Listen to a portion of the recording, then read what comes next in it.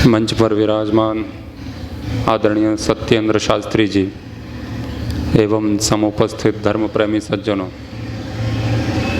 आप सभी को महाशिवरात्रि पर्व की बहुत बहुत शुभकामनाएं।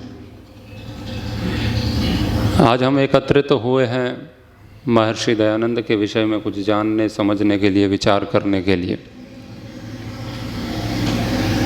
महर्षि दयानंद हमें वहाँ तक ले जाना चाहते थे जहाँ से आगे जाया ही नहीं जा सकता है, एक अंतिम स्थिति।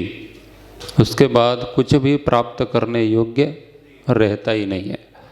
शास्त्र कहता है प्राप्तम प्रापण्यम, जो पाना था वो पा लिया, अब कुछ विशेष नहीं है। तो महर्षि दयानंद ने किसी भी चीज़ को छोड़ा नहीं है। उनके जीवन में समग्रता है, विराटता है उनके विचारों में। हमारे जीवन के जितने भी पहलू हैं, जितने क्षेत्र हैं, सबको छुआ उन्होंने और सबको समझाते हुए, सबसे निकालते हुए हमें एक ही जगह ले जाना चाहते थे जहाँ पर पूर्ण विश्रांति है, एकदम शांति है। महर्षि के जीवन में बहुत सारी घटनाएं घटित हुई और आज के दिन भी घटित हुई, आप सब जानते ही हैं। हम जिसे बोधोत्सव कह रहे हैं, ये मुख्यतः पूर्ण रूप से बोधोत्सव नहीं है। कुछ थोड़ा सा उनको बोध हुआ था कि ये ईश्वर नहीं है, जिसे लोग ईश्वर समझते हैं वो ईश्वर नहीं है। यह ईश्वर नहीं है, इस बात का बोध हुआ था। यह ईश्वर है, इस बात का बोध कब हुआ वो कह नहीं सकते। जब परमात्मा का जब साक्षात्कार हुआ होगा तब हुआ होगा, जिसे कहेंगे बोध। तो यह नहीं है और यह है, दोनों के बीच में बहुत बड़ा अंतर है।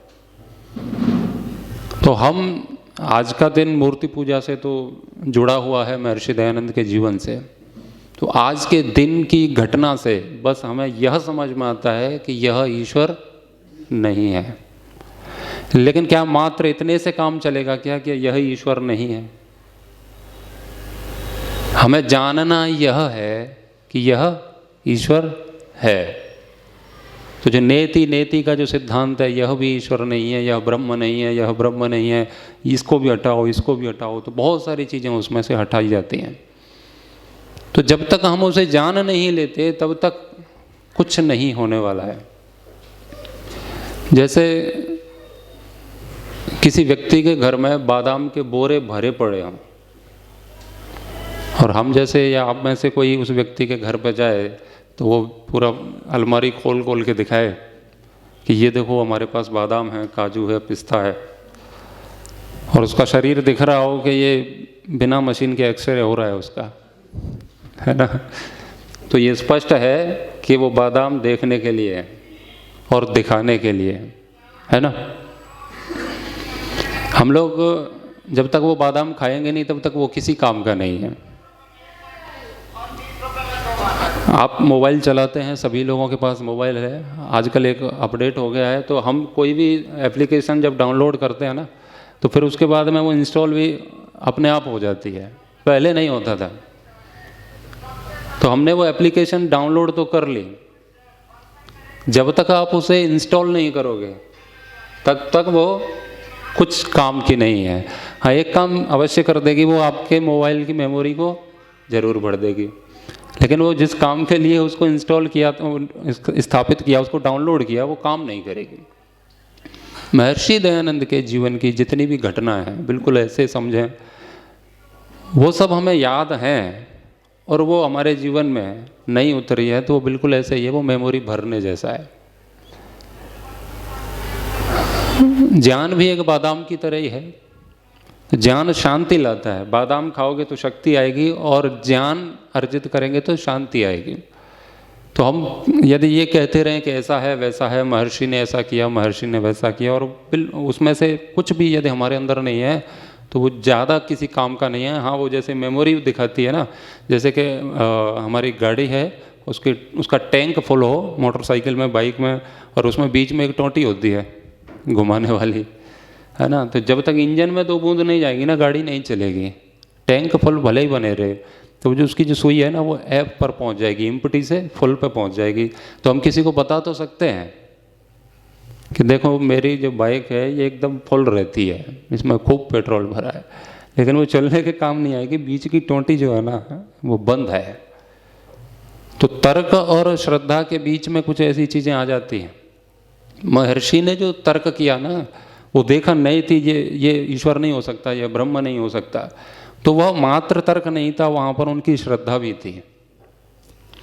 बिना तर्क के श्रद्धा और बिना श्रद्धा के तर्क दोनों ही घातक है।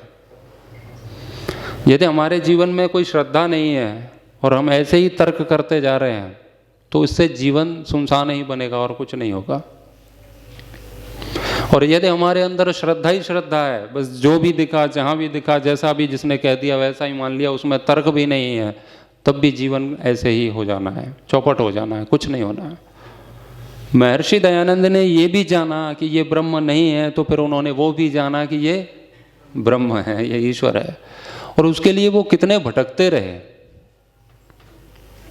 आप लोग जानते हैं हम सबकी स्थिति, जैसे कि हमारे यहाँ से वहाँ से इनविटेशन नहीं आया, इसीलिए हम कार्यक्रम में नहीं जा पाए, है ना, वो हमें बुलाया नहीं, हमें फ़ोन नहीं किया, हमारा नाम नहीं दिया, ये नहीं किया, बहुत सारी बातें उसमें रहती हैं। तो जहाँ पर ज्ञान मिल रहा है वहाँ पर इनविटेशन चाहिए हमको। ऐसे ब्रह्म मिलेगा, ऐसे ईश्वर मिलेगा। महर्षि दयानंद को किसी गुरु ने बुलाया था क्या अपने पास?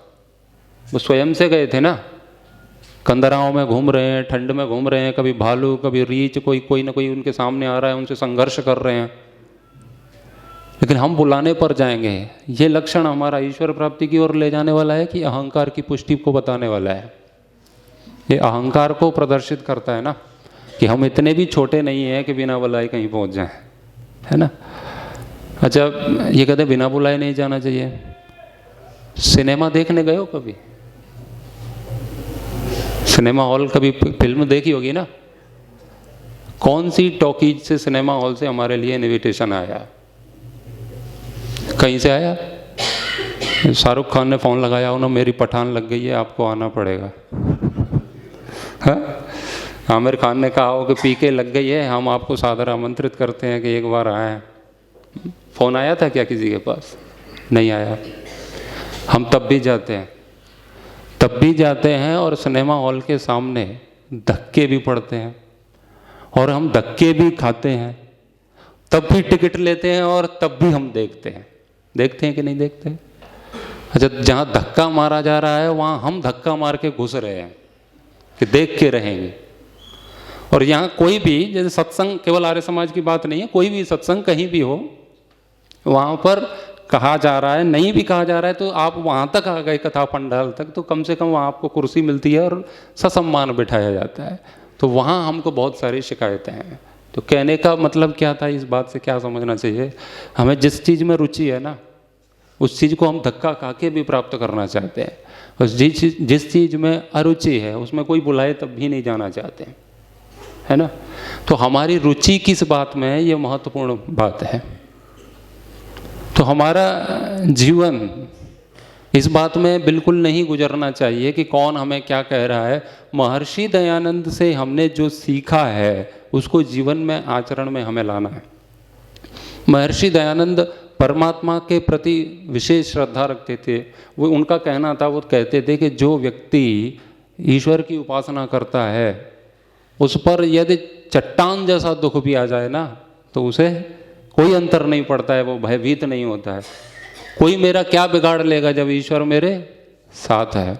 कितना विश्वास था उनका, बहुत विश्वास था उनका ईश्वर के प्रति, इसीलिए वो जीवन में इतने आगे बढ़े।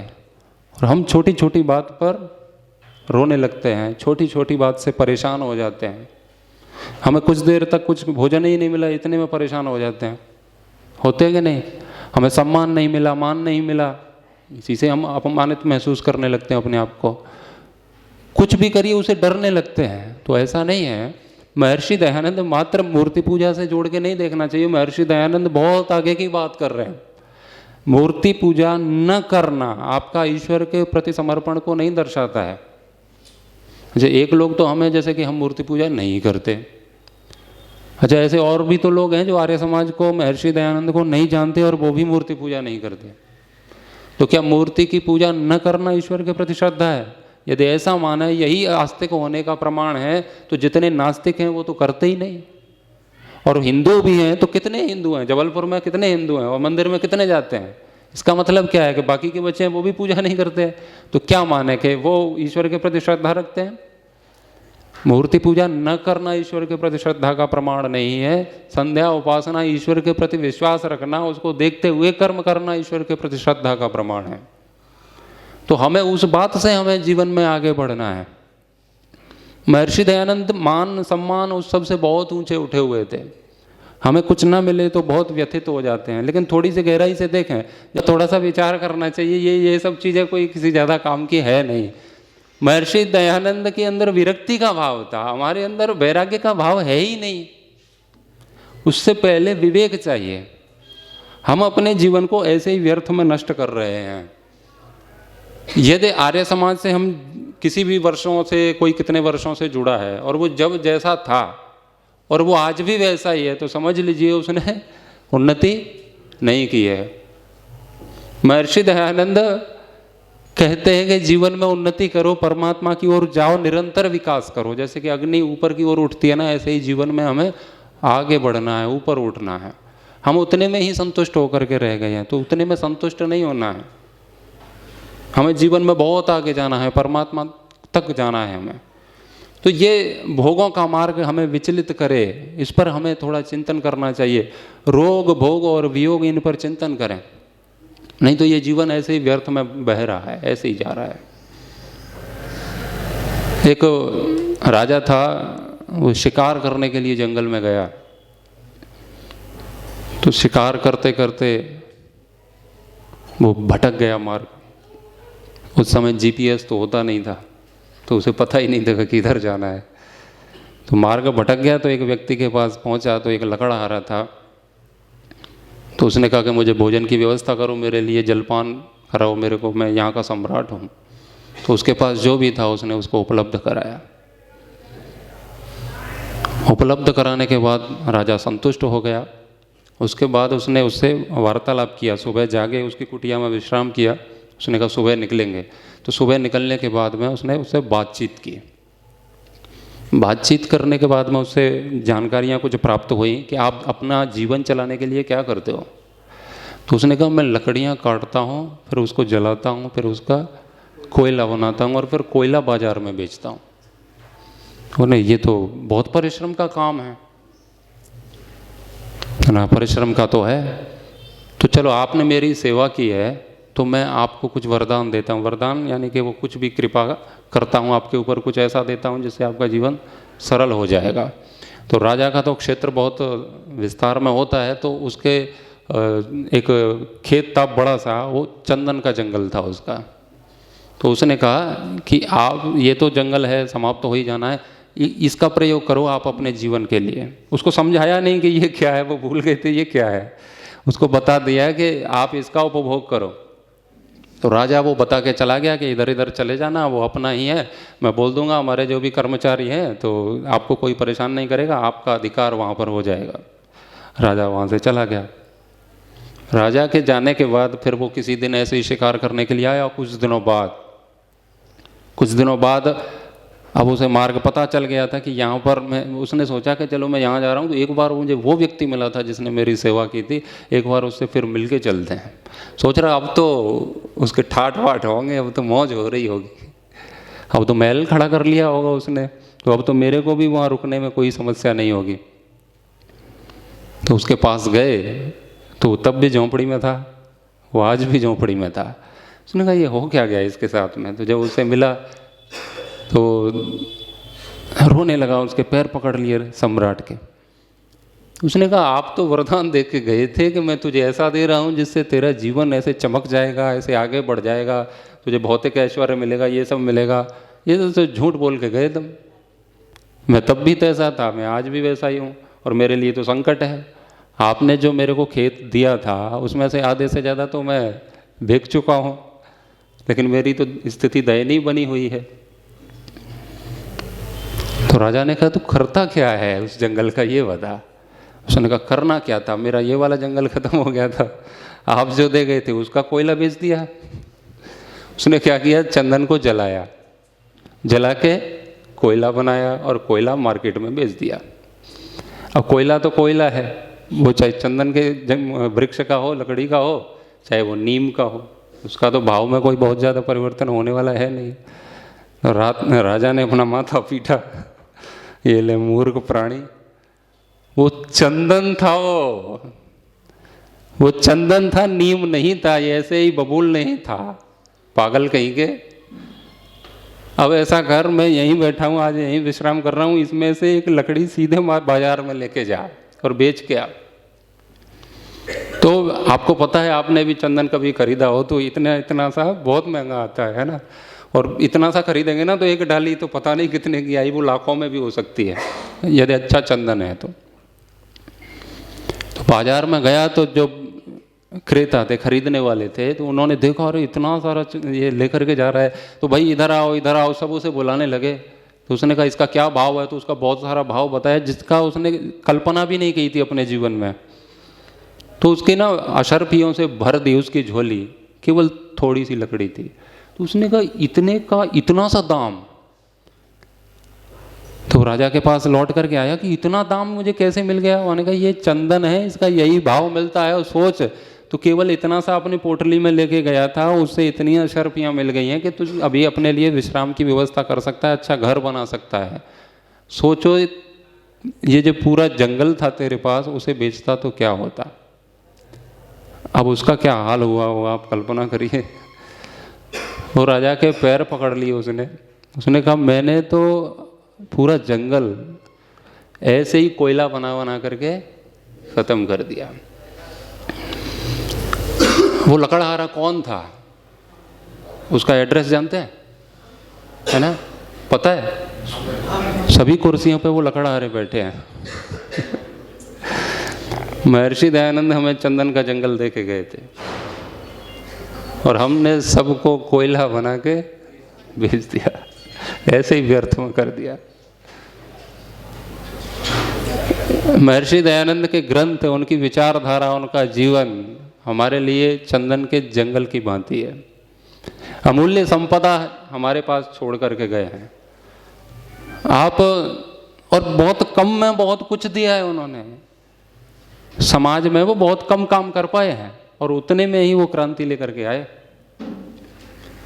आप वेस्टर्न फिलोसफी पढ़ेंगे, पाश्चात्य दर्शन पढ़ेंगे, तो आप इतनी पुस्तकें पढ़ेंगे ना, इतनी सारी, तब उसमें से इतना सा कुछ समझ में आता है जो जीवन में काम में आए। महर्षि दयानंद का आप सत्यार्थ प्रकाश पढ़िए, ऋग्वेदादि भाष्य भूमिका पढ़िए, या अन्य ऋषियों के कोई भी दर्शन पढ़िए, वैदिक दर्शन, आप इतना सा पढ़ेंगे, इतना सा, और इतना सा समझ में आता है।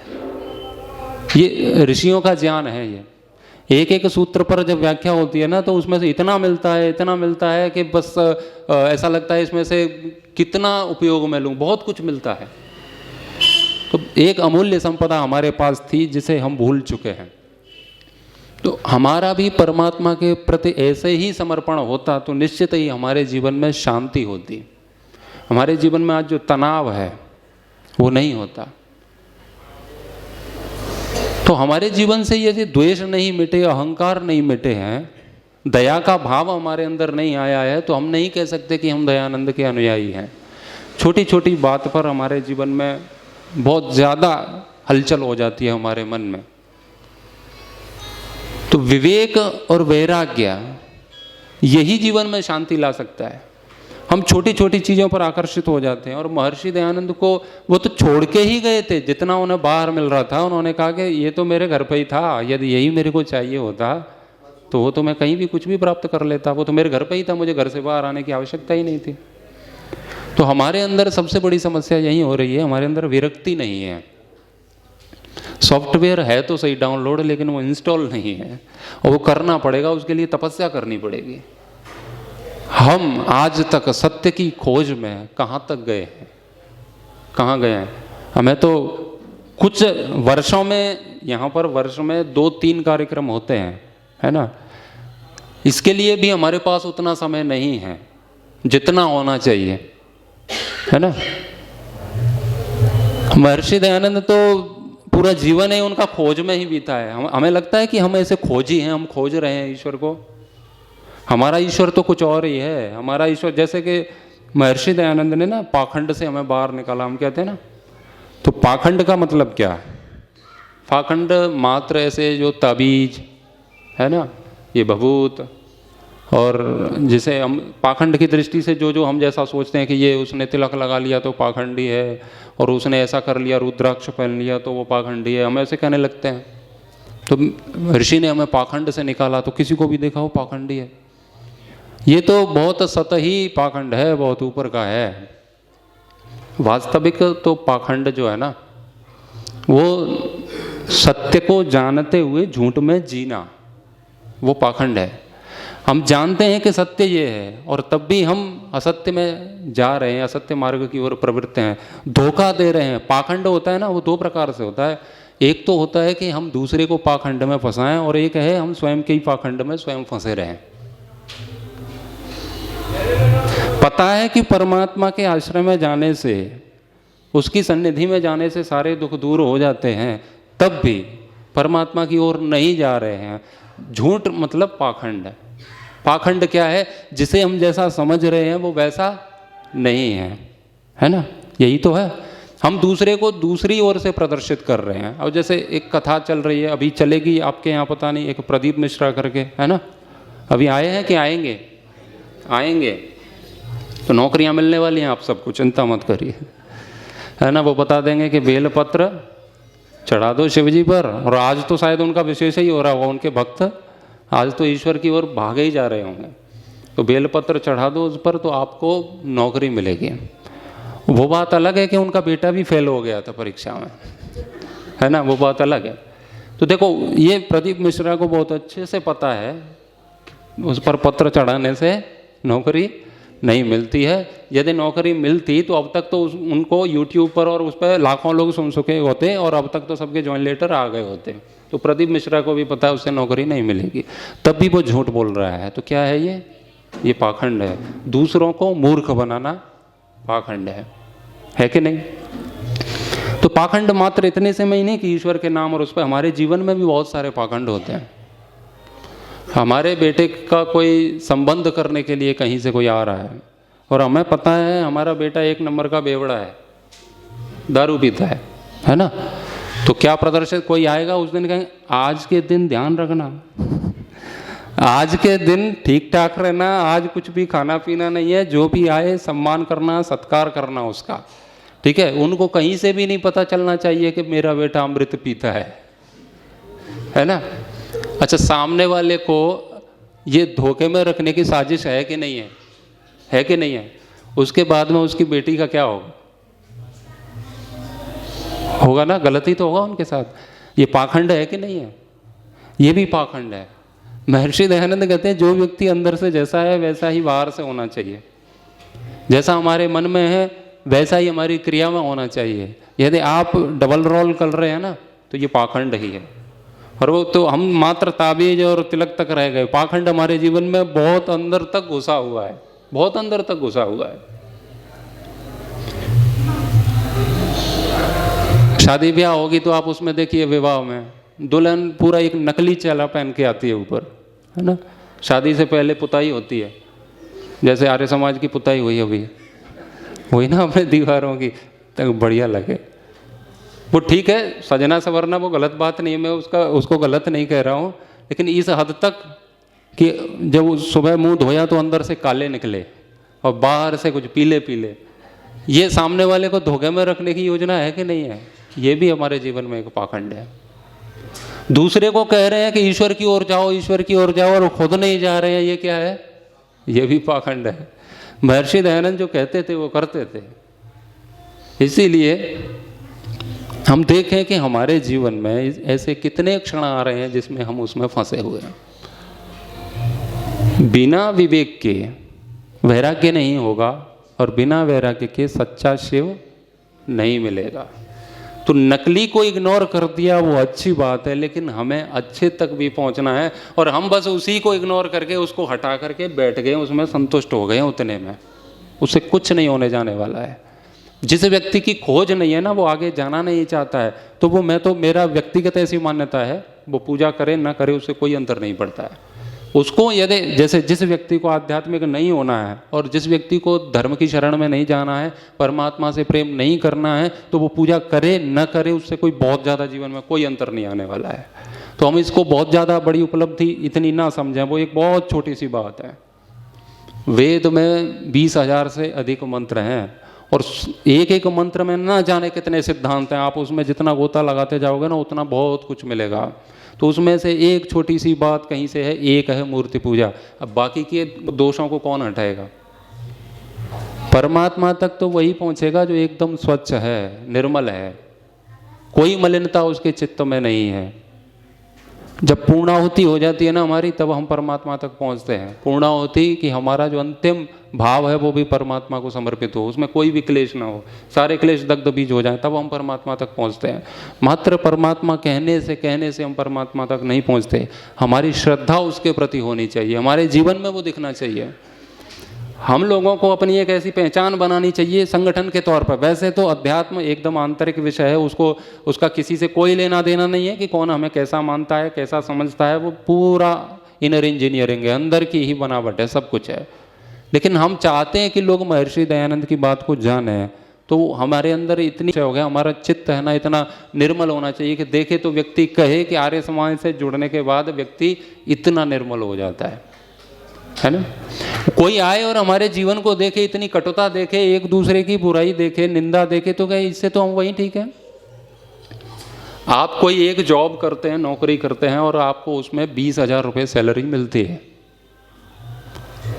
और आपके पास दूसरा कोई विकल्प आता है, दूसरा कोई व्यक्ति कंपनी का आ जाता है, वो कहता है आप हमारे यहाँ जॉब करने के लिए तैयार हैं, हम आपको चाहते हैं कि आप हमारे यहाँ सेवाएं दें। अच्छा, हमारा उनसे कहना क्या होता है फिर? क्या कहते हैं? क्या दोगे? ठीक है, तो वो क्या पूछते हैं कि जहाँ कर रहे हो वहाँ कितना मिलता है? तो 20,000।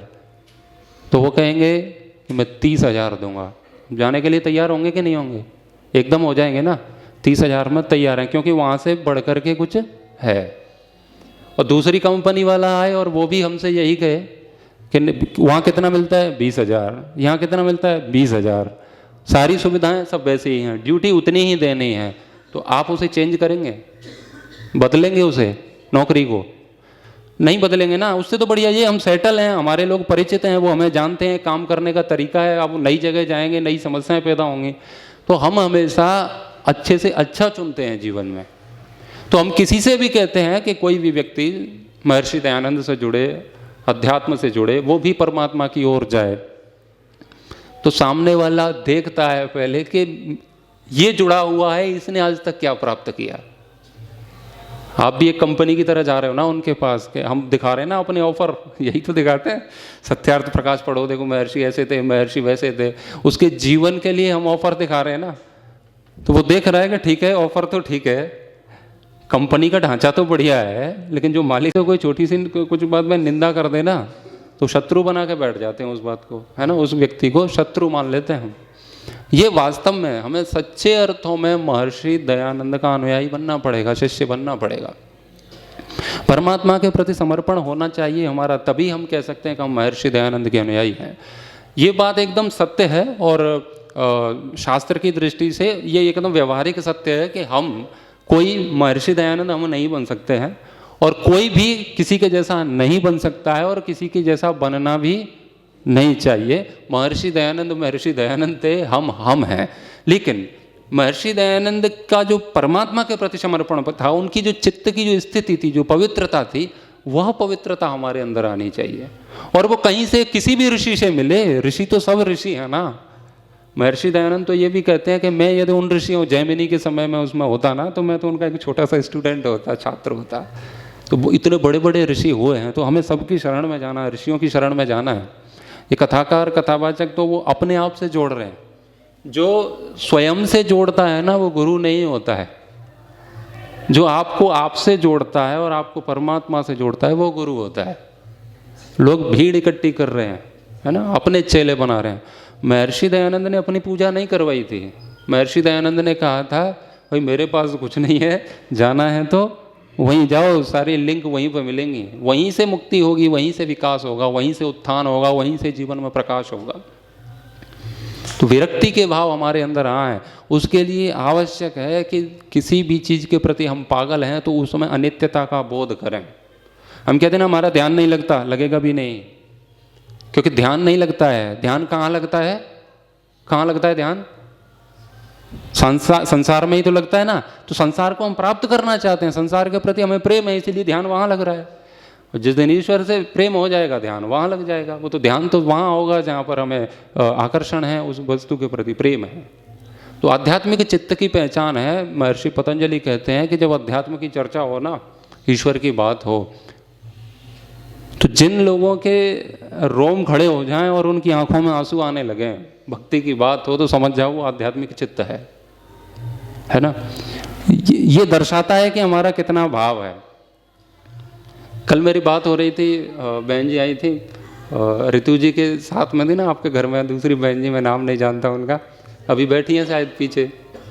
हाँ नहीं, अरे बहन जी बैठे ना अभी भजन का। हाँ मैंने इनसे कहा कि आपका परिवार मैंने देखा, बहुत प्रेम है आपके परिवार में, और आपके ऊपर ईश्वर की विशेष कृपा है।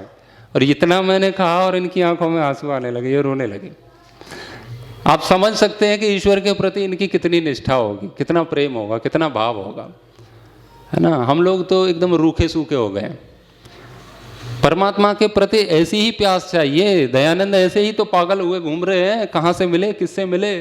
कोई पंडित मिल गए तो वो कह रहे हैं ये अंगूठी निकाल के दे दो हमें तो ईश्वर मिल जाएगा। उन्होंने कहा झट से ले, जल्दी कर, ईश्वर से मिलवाओ। उनके पास आभूषण थे ना, वो तो राजा के बेटे थे, तो उनको जो भी मिला वो उन्होंने ले लिया कि ये तो माया है, छोड़ो इसे। तो उन्होंने प्रश्न भी नहीं किया कि ये कैसे माया है, ले जाओ मिलवा दो, एक योगी से मिलवाओ जो हमें ईश्वर तक पहुँचाए। तो इतनी निश्चलता थी उनके अंदर, इतनी पवित्रता थी, वो हमारे अंदर होनी चाहिए। जब तक उतना नहीं है ना, परमात्मा को बिल्कुल ऐसे ही चाहेंगे जैसे एक प्रेमी प्रेमिका को चाहता है, बिल्कुल ऐसे चाहेंगे तब उससे मिलना संभव है, नहीं तो नहीं है। परमात्मा की एक ही शर्त है, आप मुझ तक तभी आ सकते हैं जब आप ये सिद्ध कर दोगे कि तुम्हें संसार में कुछ नहीं चाहिए। यदि संसार में तुम्हें कुछ भी चाहिए, अभी तक एक भी वासना जिंदा है, तो ठीक है, तुम उसी की पूर्ति करो, मेरे पास आने का कोई काम नहीं है।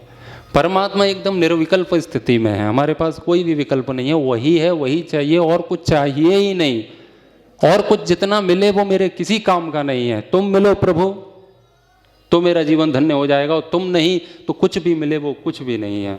इस स्थिति में हम पहुंचे तब हम कहेंगे कि हाँ हमारा ईश्वर के प्रति प्रेम है। हम तो अभी इन्हीं सारी चीज़ों में, सामान्य से बच्चों के खिलौने हैं ये, जिन चीज़ों में हम फंसे हैं ना, तो छोटे बच्चे थे तो छोटे खिलौने थे, बड़े हो गए तो बड़े खिलौने हैं तो खिलौने ही, है ना। ईर्ष्या तब भी थी, ईर्ष्या आज भी है, द्वेष तब भी था, द्वेष आज भी है। तो ये हमारी उन्नति नहीं है, ये रूपांतरण है। हम कहीं पर रह करके द्वेष करते थे, अभी इस क्षेत्र में आकर के द्वेष करते हैं, द्वेष बरकरार है, जिंदा है, तब तक उन्नति नहीं है। वो तो पार्टियां बदल रहे हैं हम, जैसे नेता लोग हैं ना, वो पार्टी बदल लेते हैं, तो वो क्या बदलते हैं, टोपी बदलते हैं। वहाँ गए तो हरी हो गई, वहाँ गए तो पीली हो गई, वहाँ गए तो नीली हो गई। तो टोपी तो बदल रही है, लेकिन टोपी के भीतर जो खोपड़ी है वो तो वही है ना, वो तो भ्रष्ट है ना। तो हम कहीं भी कुछ भी, कहीं भी, किसी भी व्यक्ति से कहीं भी जुड़ रहे हैं, तो आंतरिक रूप से यदि परिवर्तित हो रहे हैं तो वास्तव में परिवर्तित हो रहे हैं। हम किस स्थान पर जा रहे हैं, क्या वस्त्र पहन रहे हैं, किससे जुड़े हैं, किसके नारे लगा रहे हैं, उस बात का कोई जीवन में बहुत ज़्यादा महत्व नहीं है। तो एक व्यक्ति जैसे एक प्रेमी प्रेमिका से मिलने के लिए पागल हो जाता है ना, वही चाहिए, उसके लिए मर जाते हैं, उसके लिए हाथ काट लेता है, कोई कुछ कर लेता है, तो उसके मतलब वो चाहता है वही चाहिए, कुछ चाहिए ही नहीं। ऐसे ही यदि हमारे अंदर ऐसे आए तो महर्षि दयानंद कहते हैं कि ईश्वर मिले तो ठीक है, बाकी का संसार का कोई भी प्रलोभन मुझे नहीं डिगा सकता है।